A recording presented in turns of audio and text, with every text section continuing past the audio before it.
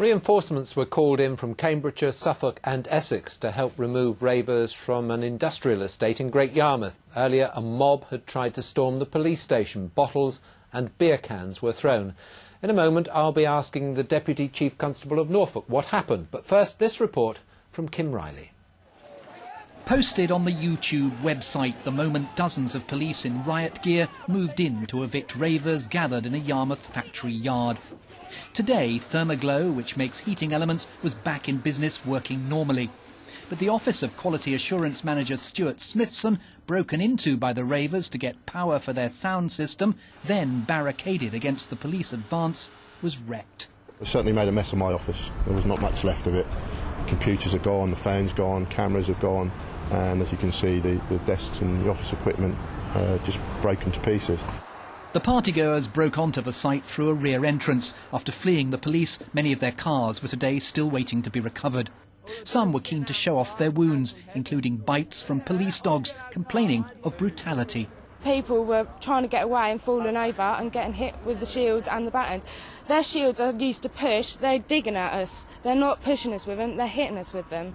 They treat us like animals, basically. I've been to a few raves and it's got out of control a few times, but they've taken it a step too far, I think, personally. Some other ravers say the police were very brutal.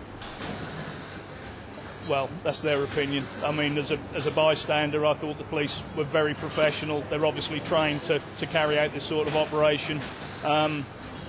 Yes, there was force, but, you know, when you've got people throwing bottles and stones and other things at you, they did the job. The night had begun with up to 100 people surrounding Yarmouth police station, throwing missiles after 3 of their number were arrested and sound equipment seized. From the operational commander today, no apology for tough policing. When you think about the scenario of officers having full beer cans being thrown at their faces, we had scaffolding poles being used against officers. In fact, one of those stuck in one of our officers' helmets. The level of violence was absolutely outrageous. So far, 8 people have been charged with public order offences and are due in court on September the 6th. Kim Riley, BBC Look East, Great Yarmouth. Let's talk to the Deputy Chief Constable of Norfolk, Ian Yarmouth. Were you over-aggressive? Did you treat them like animals? No, we didn't. The circumstances the officers were faced there was unprecedented. We had missiles thrown, we had officers intimidated by vehicles, we had the besiegement of the police station at Great Yarmouth, and we responded appropriately. The circumstances the officers found themselves in required us to put them on this incident with protective equipment. That's how serious it was. Much of this rave is different from the ones that we usually get here, isn't it? Very much so, yes. This is the first time we've seen this level of violence, both towards the police and to the police station.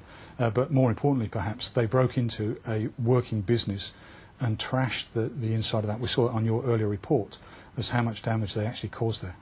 In the normal event of a rave, what can you as police officers do? Well, the circumstances of this type of incident, it's a bit confusing, the legislation. We have got a power to go in and require people to move and leave land. And if they fail to do that, there's a power of arrest that goes with that. But the circumstances that we have to work with quite often don't fit it. If they go into a very, very remote area and nobody is disturbed, then the circumstances don't allow us to use that piece of legislation. And that's why in the past there's been some frustration from landowners as to why we haven't been as robust as we were at the weekend. Would you like stronger powers? Clearly, I'd like clearer powers that allow us to actually go and deal with the incident. What we're dealing with here is a set of people that have total disregard for both the rule of law and for the safety of even the people that are going to their events. All they're interested in is getting the money off them.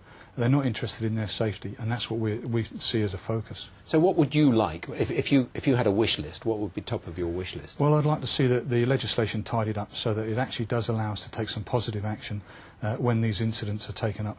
And I'll be talking to our colleagues in other organisations to see what we can do to actually work together to make sure we get a positive result. We've seen that some of the protesters there claim that they were bitten by your dogs and over-aggressive. Are your officers, have you got any injuries there? We have, actually, and as my colleague mentioned earlier, one of our officers was hit in the face with a full beer can, And it was only by very good fortune that he didn't suffer serious injuries.